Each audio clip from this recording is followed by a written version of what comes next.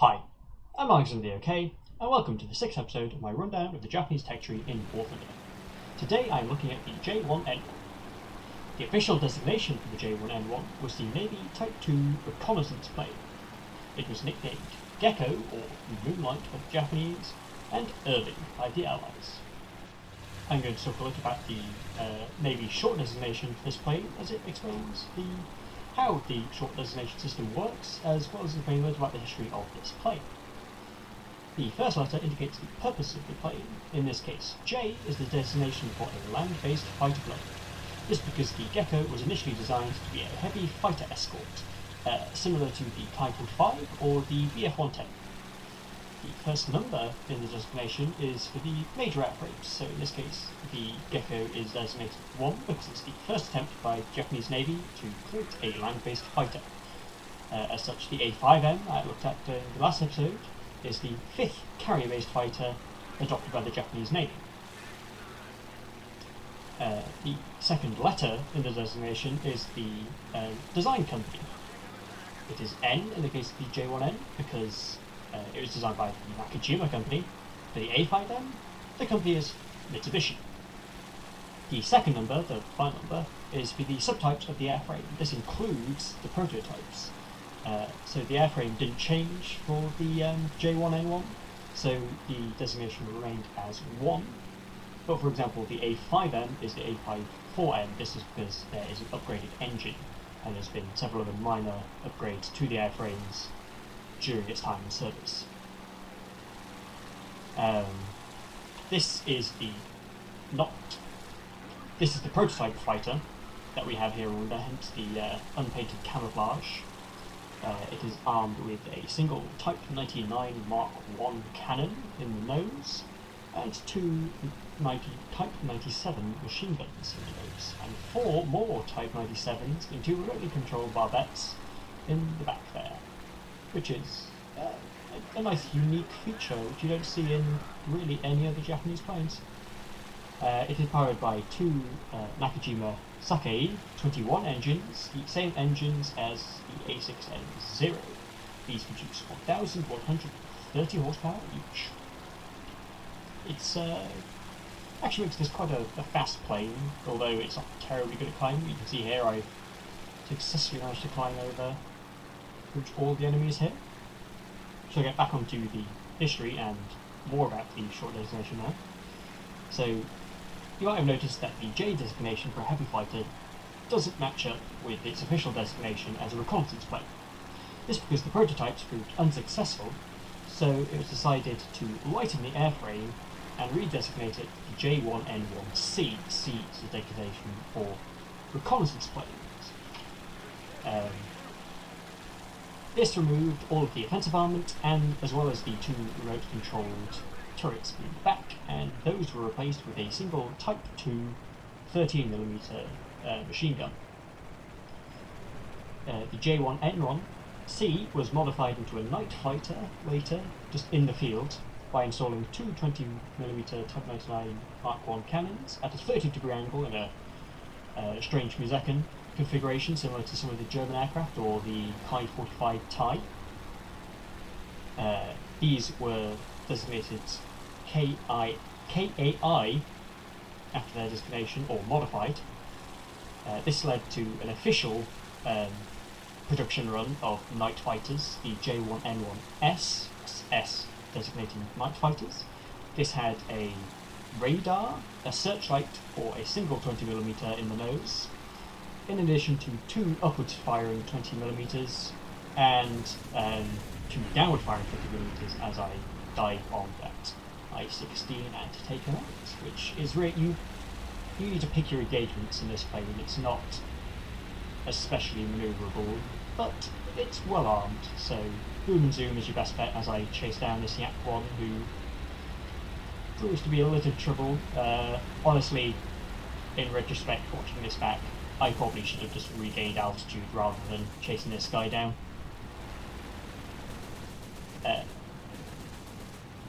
So, its service life was prolonged by becoming a night fighter and a reconnaissance plane. It will be redesignated as a reconnaissance plane with the R suffix after its designation. This is because the previous C suffix was really a designation for carrier-based reconnaissance plane, while this is a land-based one, hence R. However, it was then redesignated F, which, as we will see next week, is actually the designation for an observation float plane, as in the F1N2 plane, which will be the subject of my next episode.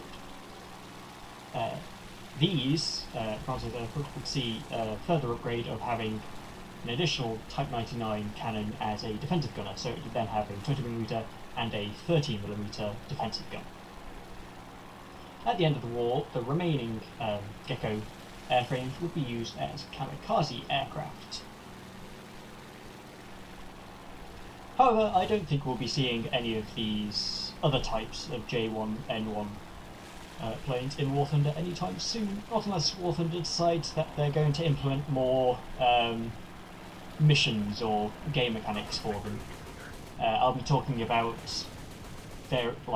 my thoughts on having reconnaissance planes in War Thunder once ships are introduced in the next video, because the F1N2 is indeed a reconnaissance, well, an observation float plane.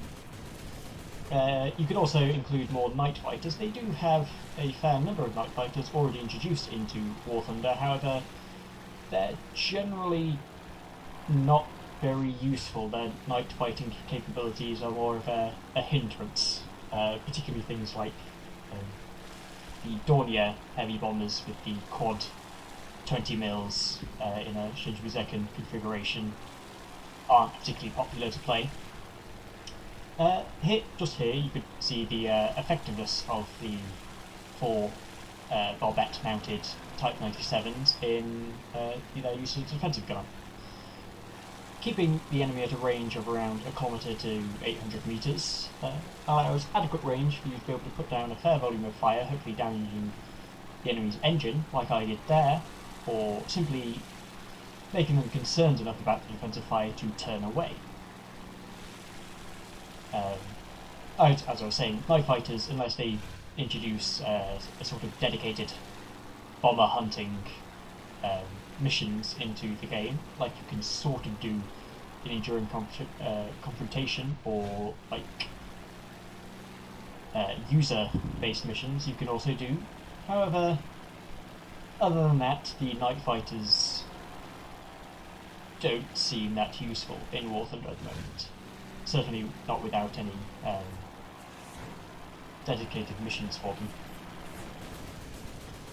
So far in this video I've taken out 2 enemy aircraft by diving on them, which is really how you want to be using this aircraft to engage enemies, by diving on them in a boom and zoom fashion, because while its defensive guns are better and its sort of army equivalent to the Ki-45, the added weight does make this substantially less manoeuvrable than the Ki-45, although I do think it is the better heavy fighter for having the increased defensive armament, because the Ki-45 still cannot dogfight with single-engine aircraft for obvious reasons. Sweet, taking a break.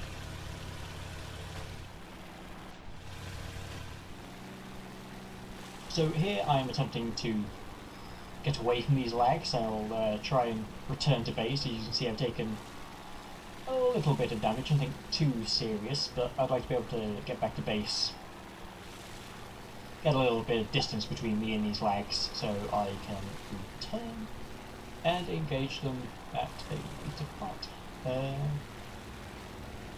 But yes, it's quite a fast aircraft, as you saw when I was diving on the opponents earlier. Oh, nice little, I evidently damaged that lag's engine enough that he wasn't able to make it back to base and was crashed, so it's 3 kills. Anyway, as I was saying, as you saw earlier, you can hit over 700 kilometers an hour before you start having to worry about overstressing the airframe. However, it's not terribly quick. As you can see, these lags are able to catch and keep and indeed shoot. However, all in all, this isn't a bad landing. As you can see, both my rear guns are working and my pilot is still conscious, so I say that was a success. Excuse me.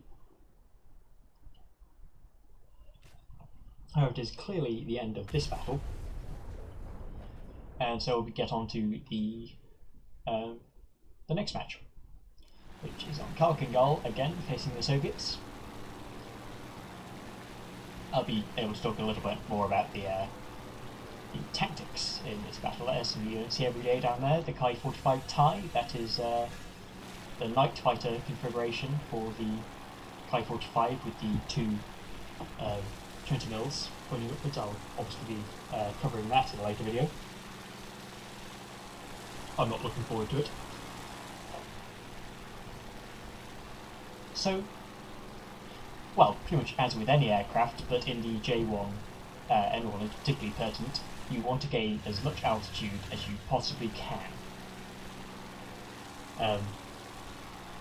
This is obviously because you can't outturn most of the aircraft you need. Especially at this lower tier, a lot of the Soviet aircraft, as the VR is only 2.0, you're going to be seeing a lot of I-16s, Chaikas, even I-15s quite often, and you're really not able to manoeuvre with Lags or Yak-1s either. So you really do have to boom zoom, or hopefully keep the enemy far enough away that you can, if they're tailing you, use your defensive gunners to keep them at bay. Another benefit that the J1N1 has over the Ki-45 in its defensive gunners is, other than obviously having substantially more firepower, the gunners aren't as exposed because they're obviously firing them remotely, so the bullets generally have to pass all the way through the fuselage to hit your pilots, your gunners. And the thing is, you have two gunners, so they need to knock both out in order to knock both defensive gunners out. So it's a fair amount more survivable in that aspect as well. So, one aspect of doing well in the J1N1 is knowing when to engage. I can see that BB-1 down there. I could have dived in him or going towards the Yak-2, but I'm aware there are still plenty of Soviet fighters, which, although I do have altitude over, I don't want to go diving down on the Yak-2 or BB-1 and lose all that altitude only to find that I'm surrounded by Soviet fighters. So, maintain that altitude, don't fly directly at the enemy, and choose your targets. Just checking it, we're obviously losing 2 aircraft down already at this point. See if we can turn this around. So I'm looking to see which targets are the biggest threat to me. The Chaikas are obviously one of my biggest worries. That Yak-2 obviously is a pretty scary aircraft. I can't really outrun that, and it's a fair amount better armed than I am. These Chaikas will be difficult to take out because they're substantially more maneuverable than me. You see I'm even not that tempted to dive down on the this lag. I've decided the P-40 looks like he's attempting to engage our Corsair, so I'm going to try and engage him. Throttle back so I don't gain too much speed, which would be somewhat annoying. He's travelling quite slowly, giving me a nice shot there, able to take him out. One thing you need to worry about, which obviously never happens to me, is when you destroy an enemy, try and avoid hitting them with your wings. It can be quite difficult. This plane has, certainly at higher speeds, a pretty bad roll rate. Here you can see what I'm talking about. I dived down on that P-40 and now I found that I have this lag 3 on my tail. So that's actually a mistake on my part, so I call for cover, and I don't want to keep dragging him away from my allies. I want to go try and get back into the furball.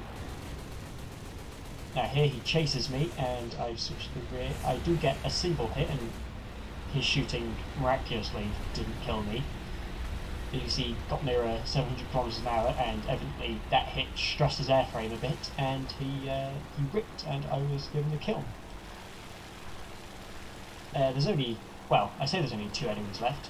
That BB-1's just crashed, and there's only the Lag 3 remaining, so this is pretty much the end of this video.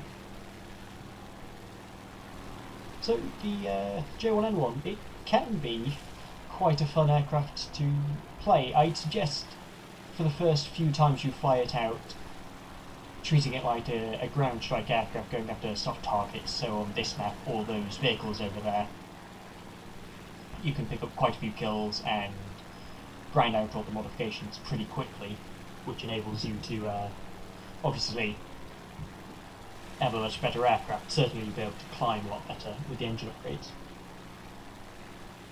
as well as the cannon ammunition upgrades. Quite important to get rid of those fragmentation incendiary rounds for the high explosive fragmentation rounds instead.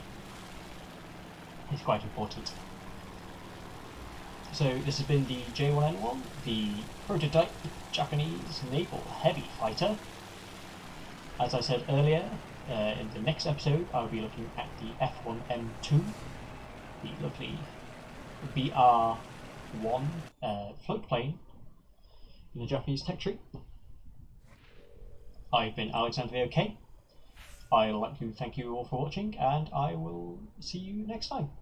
Goodbye.